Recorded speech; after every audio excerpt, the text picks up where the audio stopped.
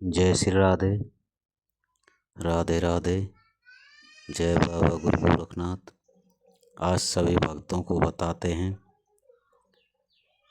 कि जो भक्त लोग हैं उनके सिर अगर कोई भी देवता आता है तो वह अपने शरीर पर चाबुक क्यों मारते हैं।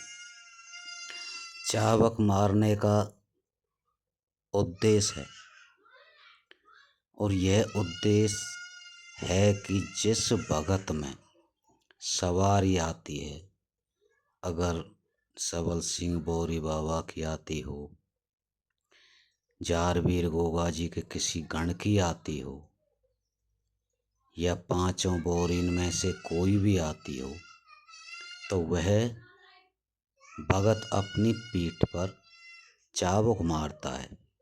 उसका कारण यह है कि जब भी सवारी आती है तो भगत जो किसी का इलाज करता है, गद्दी लगाता है, उससे अनेक अनेक प्रकार के जो भक्त हैं वह उनकी गद्दी को बांधते हैं।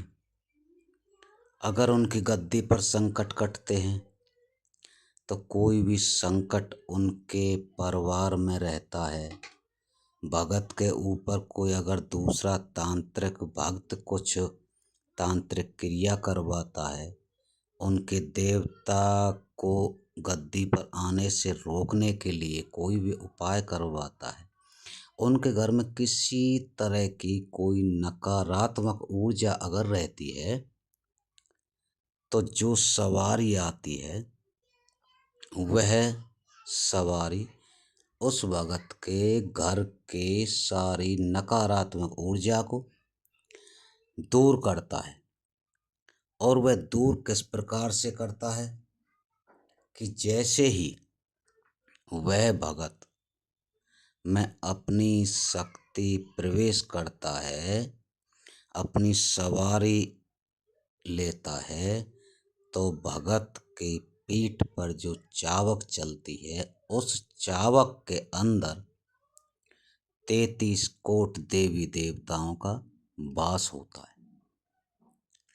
चाबुक चलने का ये भी उद्देश्य है कि भगत के परिवार की, भगत की गद्दी की, भगत की चौकी की जो नकारात्मक ऊर्जा उनको समाप्त करने का भी कारण होता है। दूसरा कारण यह होता है, अगर उस भगत की गद्दी पर किसी तांत्रिक कोई बंधन डाल रखा है तो पीठ पर चाबुक मारने से वह बंधन दोष है जो वह कट जाता है।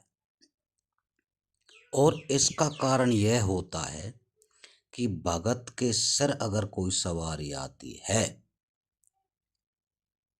और वह सवारी खुल कर नहीं आती है, वह सवारी वचन नहीं करती है, उस सवारी के दिए हुए वचन सत्य नहीं होते हैं, तो इसलिए भगत पीठ पर वो सवारी चाबुक जो मारती है तो उसका उद्देश्य यह है कि भगत के मुंह से जो निकली हुई बात है वह वाणी है, वह सत्य हो, और भगत के सिर में जो सवारी है वो खुल करके खेले और भगत के द्वारा संकटों का निवारण करे और भगत की गद्दी खुल के चले।